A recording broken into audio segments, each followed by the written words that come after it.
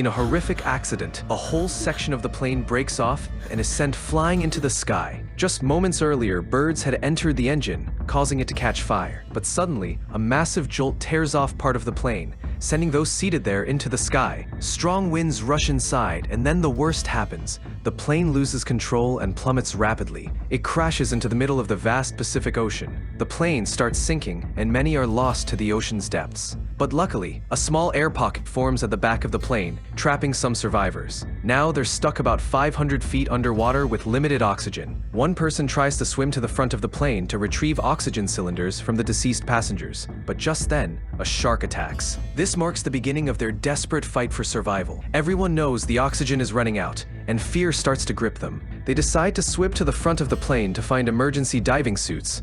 Among them is a girl named Eva, who bravely dives into the cold, dark water, ignoring the threat of sharks. She manages to find a bag with diving suits and oxygen masks, but just as she returns, a giant octopus attacks. She barely escapes and brings the bag back. While the diving suits offer some relief, another challenge looms. How will they ascend from such depths? Suddenly, the plane lurches, increasing the water pressure. It's now hanging on the edge of an underwater cliff, threatening to plunge further. Meanwhile, helicopters hover above, but they haven't spotted the plane yet. Time is running out, and the rising water, sharks, and dwindling oxygen are closing in. Everyone is suited up and ready to escape. Water starts rushing in. One by one, they're forced to dive into the dark water, surrounded by sharks and immense pressure. They cautiously move forward, but soon a massive shark blocks their path. One of the women uses her quick thinking to create bubbles with her life jacket, confusing the shark long enough for them to move on. Meanwhile, rescue efforts above are in full swing, with oxygen cylinders dropped for them. Just as Eva is attacked by another shark, she somehow manages to escape,